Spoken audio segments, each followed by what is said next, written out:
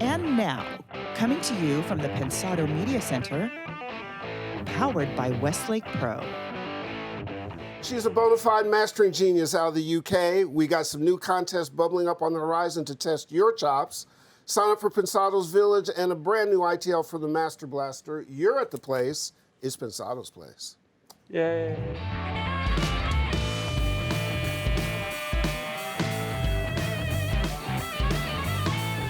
Hey, everybody. Glad you could drop by. Great was day. this? That was I don't know. I'm using hand gestures. Are you watching soccer or something? I've been taking an improv course. Oh. I really am trying to get myself to be a little more interesting. That's called gesticulating. So in case you need a title. Yeah, I did that earlier right after dinner. Oh, you gesticulated? Yeah. You Save really me, calm. rescue me. We've got royalty in the house today. I don't want to look too stupid in front of her. Well, should we get to it? Yeah. All right, please. Let's do that. Hey, gang, how the heck are you? Happy to see you. Thanks for your likes, subscribes, and your support. Yeah. And thanks to the good folks at the Blackbird Academy, Westlake Pro, Avid, DTS, Lander, Recording Connection, and the Fab Factory. Coming up in a couple of weeks, we got a new mix contest from Indaba. Stay tuned for that. I actually heard the track this morning. I sent it to you. Tell me what you think. It's a very cool track. Cool track. We got a cool sweepstakes coming from IK Multimedia, new partner of ours. Details on that coming soon. And we'll get you that information out on the show and on socials, so stay tuned for that. Let's take a moment and combine education and matrimony. I was just thinking that. Just thinking that, Yeah, right? You got up today, just being there, right here. So give us a picture of Mrs. Karma DeCiani now. Look at that. Oh, wow. How's that? There is Karma DeCiani, that gorgeous audio babe, runs the second-ranked school in audio, the infamous Blackbird Academy. Congratulations to her and her husband, Dennis. He's another audio brother. Absolutely. They had a recent wedding in Vegas. Karma is an engineer and an educator, and she runs the Blackbird Academy, and she just kicks behind. We are forever indebted to them and dear friends. Now, as to the Blackbird Academy, their next two classes are open for enrollment, as is the live school. VA folks, they can handle Veterans Administration. International accreditation is part of their bailiwick as well, and their placement service just rocks. We know Blackbird graduates on tour with major acts, work in studios like East West and Capitol and Record Plant and Jungle Studios and on and on and on. They're ranked second for a reason. Like, we don't have to make that up, right? Correct. So big congrats to Karma and Dennis. Hit the newly married Karma at karma@theblackbirdacademy.com. And just from one man or a couple men to another, good taste, Dennis. Good taste. He did good, right? He did very good. Absolutely. Now let's meet the hiking happy Hungarian who's back to his healthy self. His mama named him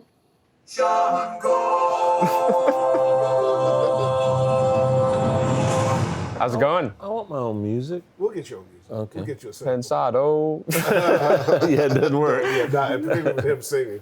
How are you, man? Well, thanks for the effort, Chongo. It's okay. I'm doing great. I'm doing You great. feeling better? All right, Yeah. This is the last time we're going to talk about your health, but you're feeling pretty good. We can tell that Chongor's health is doing better because he wears shorts. I don't know what the correlation is there, but when he was sick. As opposed to not having any pants at all on when he does the I've not seen corner that. office. Have you seen that? Well, I got a different view than you. Oh, that's true. Well, It's a new thing, the why youngsters. don't you keep it right there? I'll be right here. I'll be good. So we're going to get into mastering today from a real giant. Yeah, the credits on this one is Really important. serious. Mastering is a really interesting place and a hot topic place. But first, do we have an ITL from you, sir? Yeah, Why don't you intro it? it's called 808s. Oh no, not again. Your acting classes have been unbelievable. No, you know what? I could like do every show on kick drums. I'm a connoisseur of kick drums, and we beat the poor little 808 to death on this show. Oh, well, but I got one more. Check it out. It's really good. Let's roll it.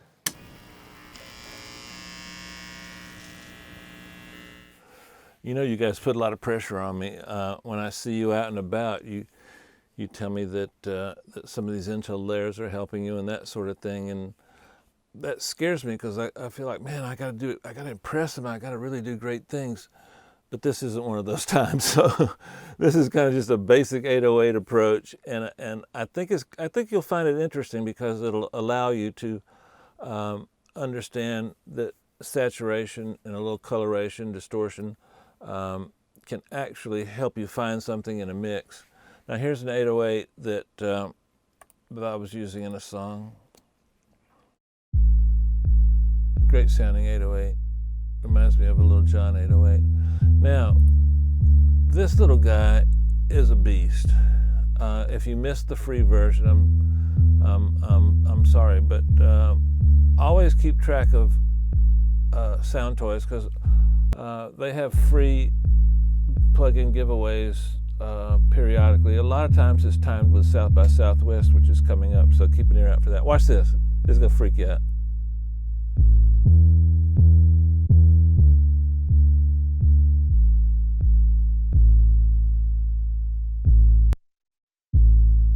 About as simple as you can get. I don't know what any of these knobs do.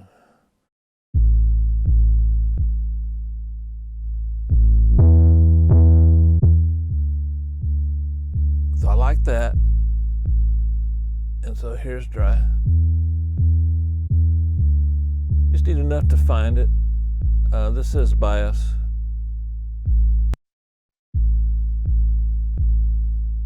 I never use noise, I don't know what that does. Now, this is something that I think is kind of cool.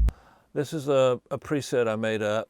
Now you'll notice I got 40, 50, 60, 80, 100, and 140. You can use your own numbers. These are numbers that I find that I need to work at below 140 cycles. And I've got an extremely narrow bandwidth. So you'll see like at 100, see how narrow that is? I can't really get it much narrower. And then what I've done is I've colored the 808 a little bit. You can see here, nothing. Here at 50, I'm adding 4 dB at 50, adding 2 dB at 60, taking a little 80 out. Let's see what it sounds like.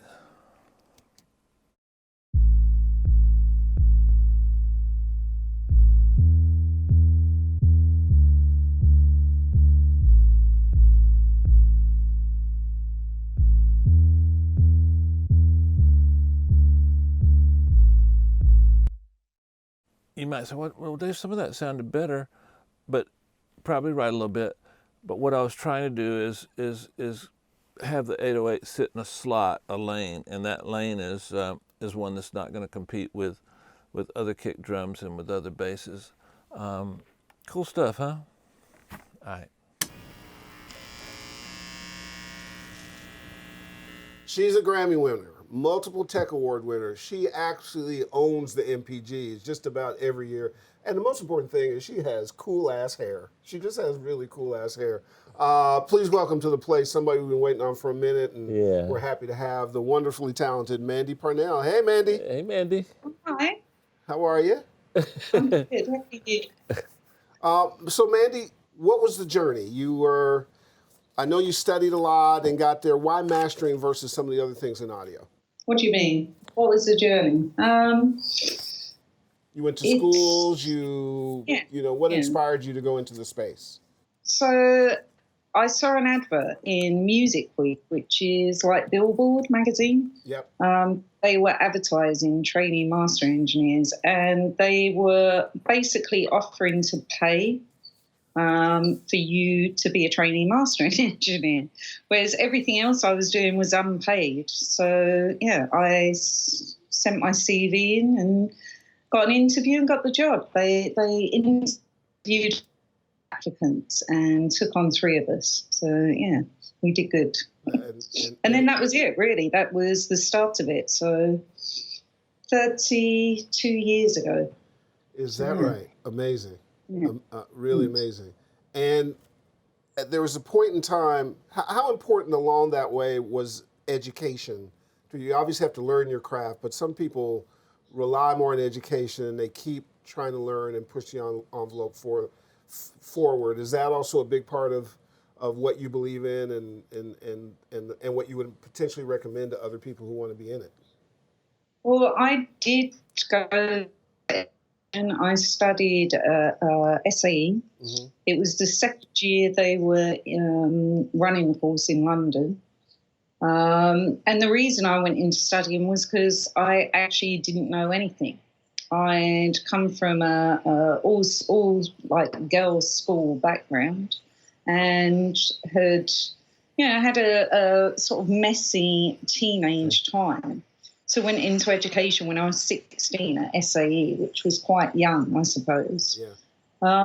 I like my assistants when I take them on to have some sort of education. It makes it a lot easier. But I think with mastering, it is very much about training on the job. So it's good to have the education, but then it is really, where I was at the exchange, the guy said to me it's about 5 years training. Yeah, I think it's the same way for my profession. Yeah. Hey, Mandy, I'm fascinated by the Bjork album that you worked on recently. Did you actually, well, first of all, it was the first album where all the songs are part of an app for your iPhone or whatever.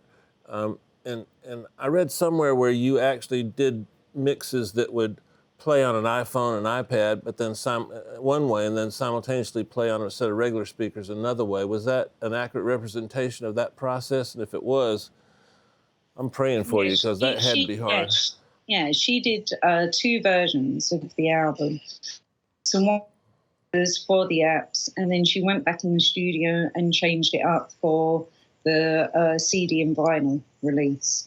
And that was 2 albums ago. So the one we've just done is Volnakura, where she's actually been going back in and doing virtual reality videos, and we've been doing virtual reality audio and 360 audio.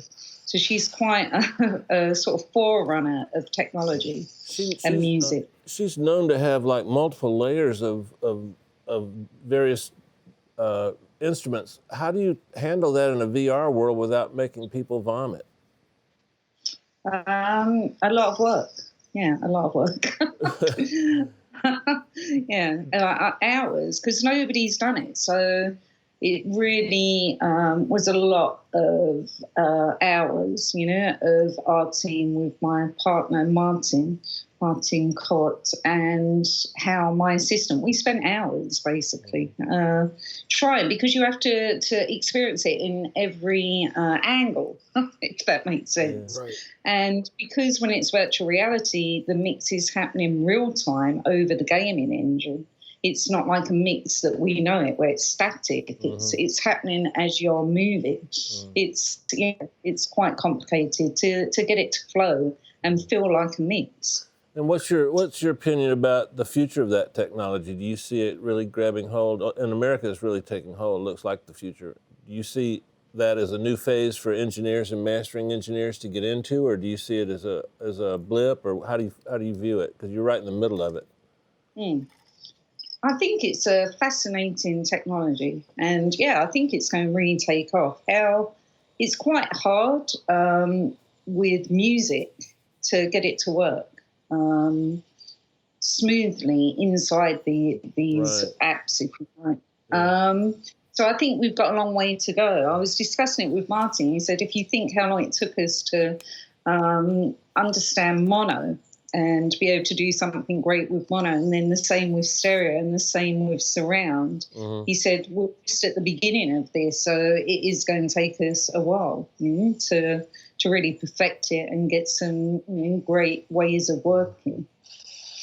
I think that guys don't really understand what we're trying to do. They don't really understand it, and that's part of the problem, is trying to understand their world and us understand, I suppose, understand each other. In your world, you have some limitations imposed on you by people like me in my world. In the VR world, what are those same limitations? Is there stuff we do, or is it all a process after it's mixed, or is it a symbiotic relationship between the two processes?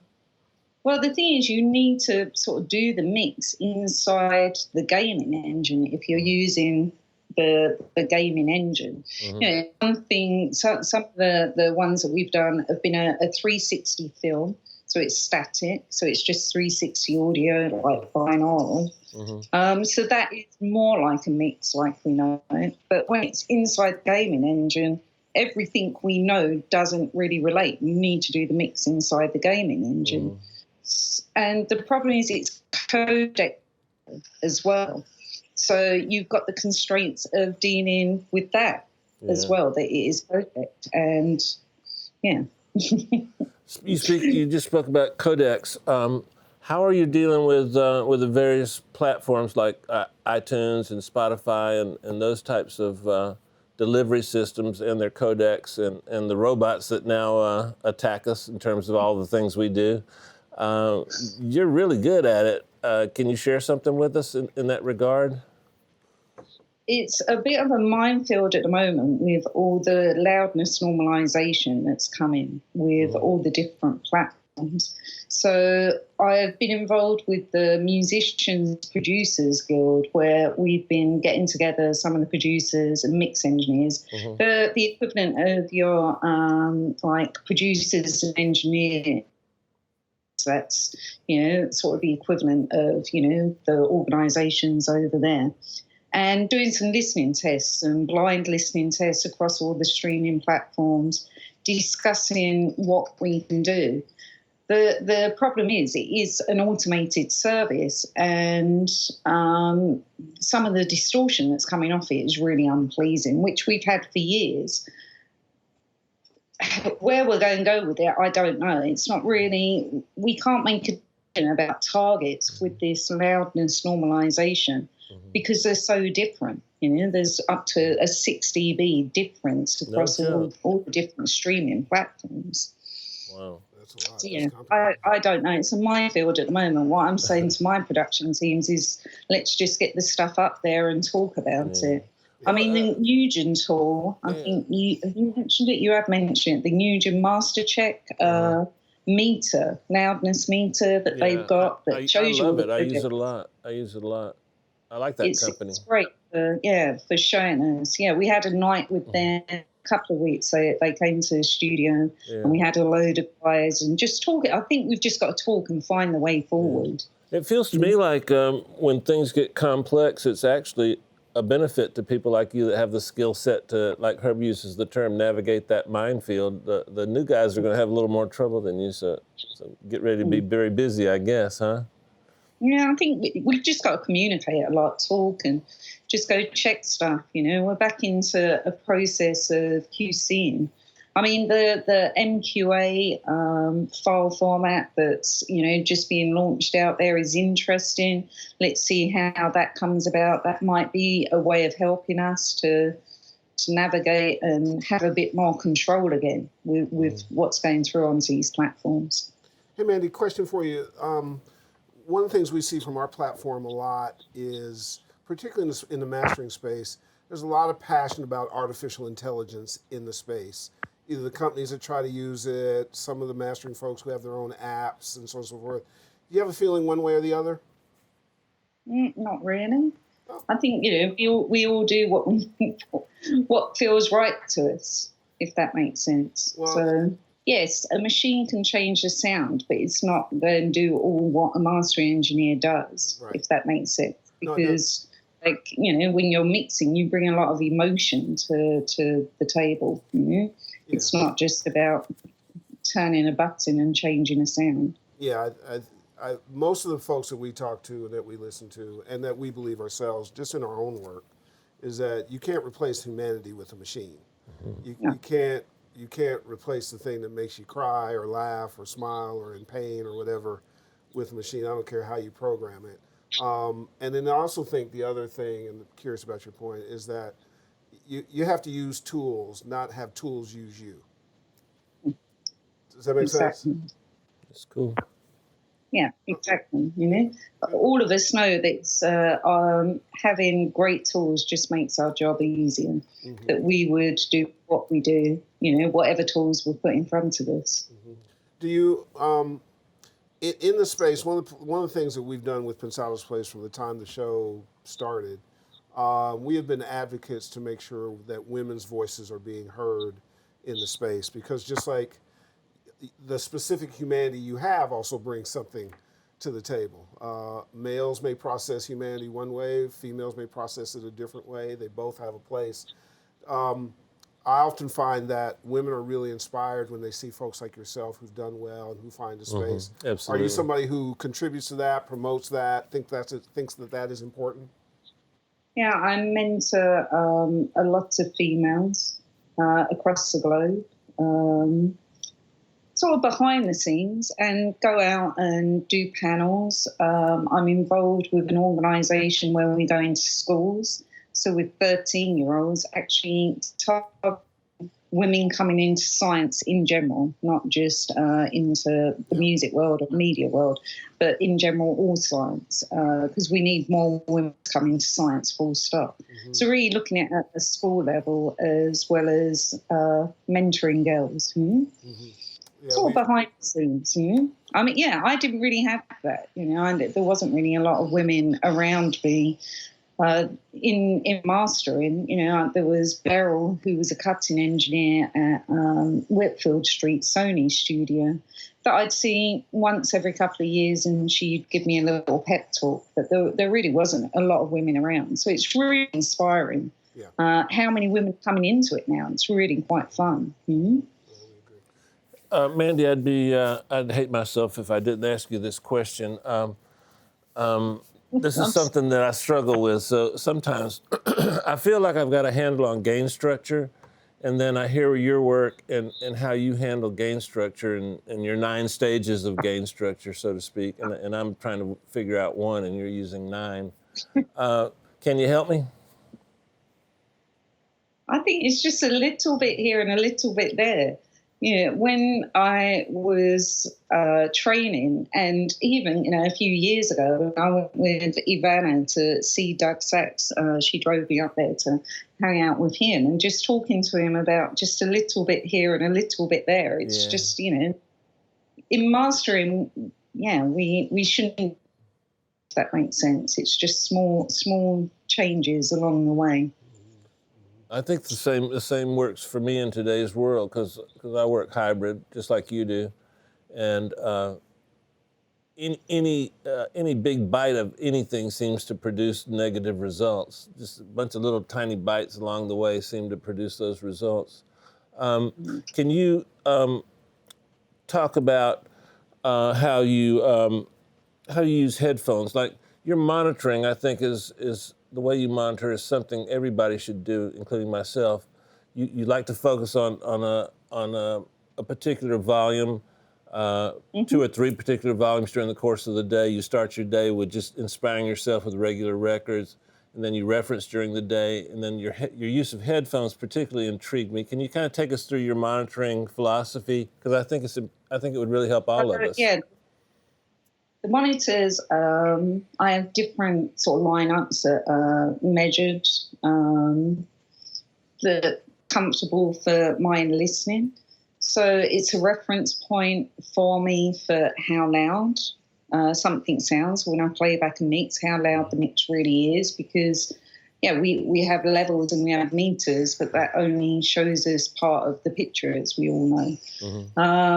And then I have a quieter level, gain stage, and then I have buttons. So I will check then a louder stage. So I will check at the normal listening, that's where I will sort of master the tracks.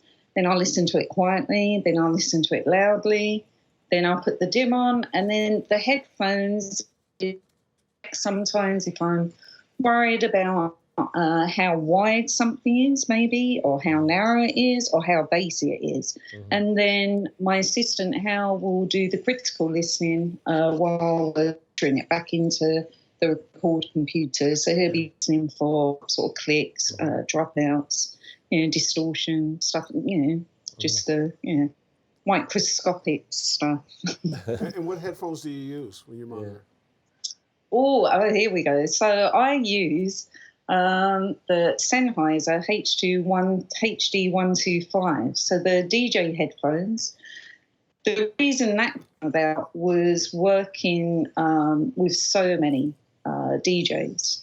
And that was the reference point. So it was easier to get used to a headphone that they would understand if they came into the mastering, especially for bedroom producers like a lot of these electronic guys are. Yeah. You know, it was just a quicker reference point. And, yeah, I like the way the bass comes through on them. You know, it's just a sort of easy headphone. Oh, cool. Very cool. I must say, when we talk about this little bit, I do want to sort of put it out to you guys, something that is happening more and more to me.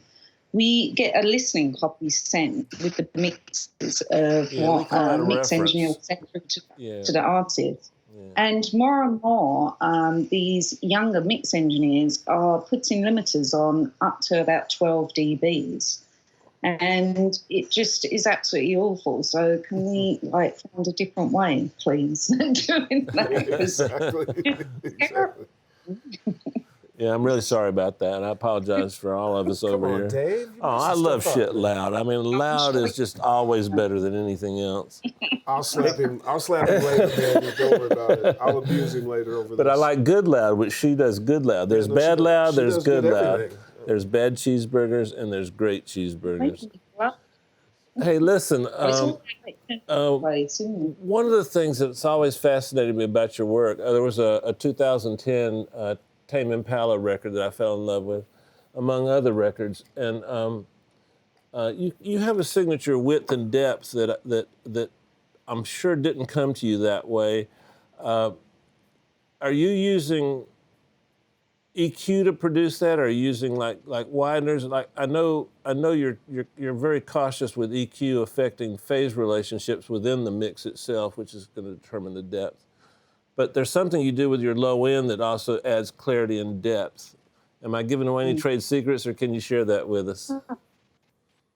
It is EQ. It's just small amounts of phase. I do like adding a little bit of sub frequencies in. And I have a pair of Esoteric Audio Research 660 compressor limiters from Tim DeParaficini, and I do think some of what you're talking about with the bass does come through with some of that. Some of that space, I think, is down to them, actually. Mm-hmm. Cool stuff. I've had them my whole career, so they are part of my signature sound, I'd say. Yeah, it's kind of neat to be around long enough to have a signature, though. You know, I mean, that's one of the benefits of. Wow. You didn't just call her old, did you? No, I've been around the same amount of time. That's just no. You've been around much longer. Just make it clear. Well, but not at the level she has. I've only been at that level like 20 years. And not nearly as good looking, but that's okay. Well, that's debatable. Yeah, well, we'll debate it off air. She is fine. Chongor, you got a couple of questions for our guests? We do. This first one's from Jack Leonard. What ratios do you find yourself using most often on your compressors, and do you have a starting point? It's small. Mm-hmm. I don't really use them, to be honest with you. I don't really use compressors. I'll go through them. Everything will be off, if that makes sense. Mm-hmm. So there isn't a bypass switch. I don't really use compressors, actually. I use a bit of limiting, but yeah, no compression. That's your job. That's right. Exactly right. It's true. Chongor, you got another one? This next one's from Clayton Lee. Do you use mid-side EQ in your workflow?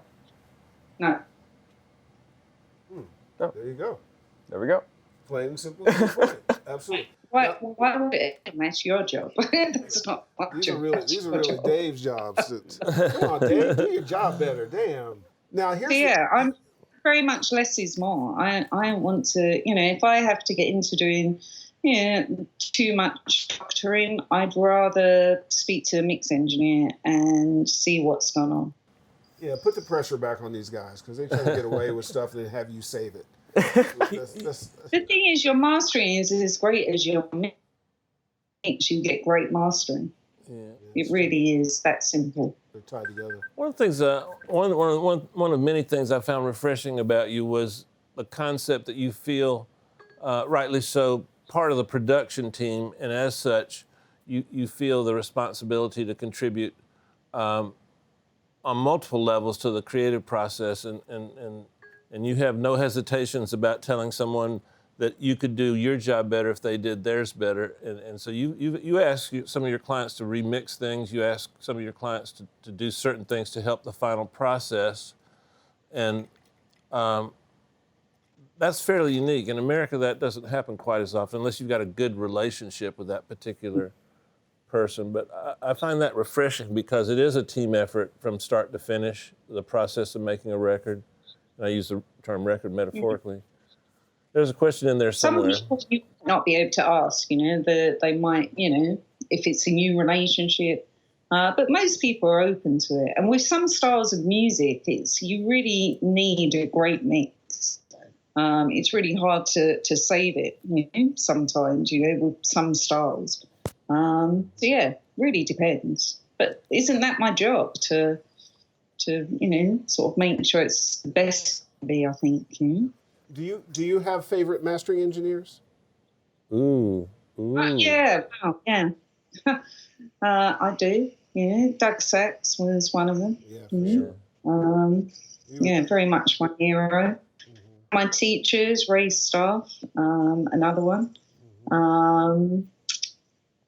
There was a guy that I worked with that died a few years ago, Nilesh Patel, that did all the sort of Air, Daft Punk stuff.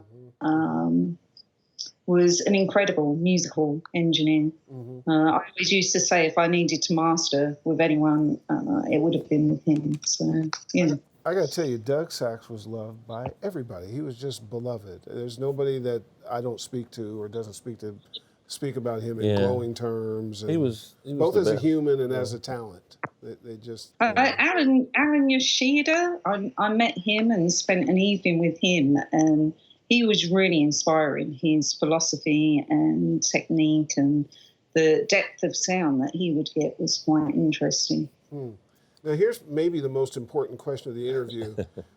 Where is Hal? Where's Hal?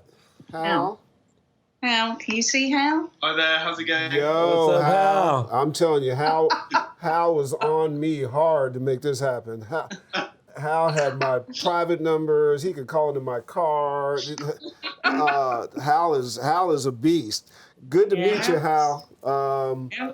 Hal's a Tom Meister student from Surrey University. He's good. Yeah. I'm okay. Well, I got to tell you, we have admired your work for a while. Yeah, for sure. The good part about Hal's perseverance is because we booked fairly far in advance, and we just kept waiting to find the right spot. We have to we go through a whole lot of stuff when we cast our guests. And it had been a minute for us to have the right mastering person on and to have a female. Like, it was so nice to have somebody just as talented, as incredibly talented as you are. But also, look, the one thing that we like is for our audience to understand that you have to care about our community. You have to give back, give lectures, foster people, mentor people. That's what Pensado's blessed to have, and why we've had the growth we've had. It's all about how you make the community a community, keep it a community, and then pay it forward so people come up and give. We think you're a great example of that. So, I want them to learn, so when I retire, I can listen to great sounding music. There you go. So it's just selfish. I love it. Yeah. Are you in LA ever? Yes, I generally come out once or twice a year. So let us know when you're going to come out, and let us, come to the desk, do something here. We'll create one of these ITLs that we do with you. That'd be fun. Now, do you have a batter's box for her? Oh, you know it. This is what we call batter's box, and we want you to hurt Dave with your answers. That your goal is to just mortify him. Yeah. So, Dave, you ready? One-word answers, if you can. All right, here we go. RTA. Don't know, abbreviation. Okay. Acronym, very good. Brick wall. It's a stream of we'll start over. This is a stream of consciousness thing, kind of like a Rorschach ink test, but with things we do in our profession, you know. Okay. So we'll start over again. Oh, mine will. Okay. Okay. Okay. Brick wall. Loud. Reverb. What is it? Sub. Nice. EQ filters. Filtered. Interesting. Yeah, interesting. Your favorite plugin. Oh, Slate. Okay. Soft clip. Don't touch it. 5.1.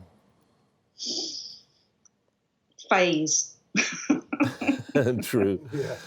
Your pet peeve that you would like Americans to stop sending you music that has this in it. Too much limiting.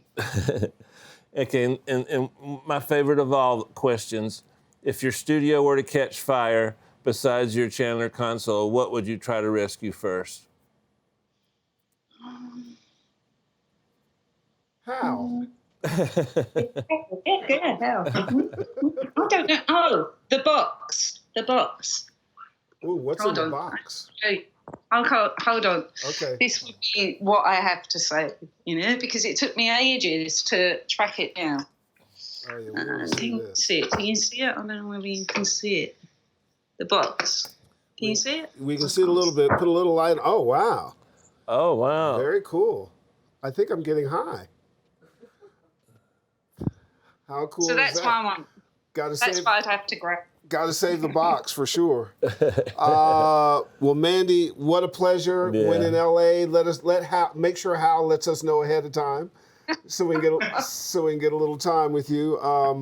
The ITLs that we do, it'd be fun for you and Dave to do one on a technique, on a mastering technique or something. And Absolutely. we can do that from your studio to his while you're there. So let's not make this the last that you're involved with Pensado's place. Is that okay? All right, sounds good. Great. Hal, thank you, bro. There he is. Wow. Cool. Dave, Bye, take us guys. home. Bye, Thanks guys. a lot. It's always fun to talk to people that you admire, and then they turn out to have information that's so important and germane to what we do on this side of the glass. And that was an example of a professional that I've admired for a minute, and got to learn a little bit from today. So expand on that, get online and check out some things yourself, and we'll see you next week. Peace.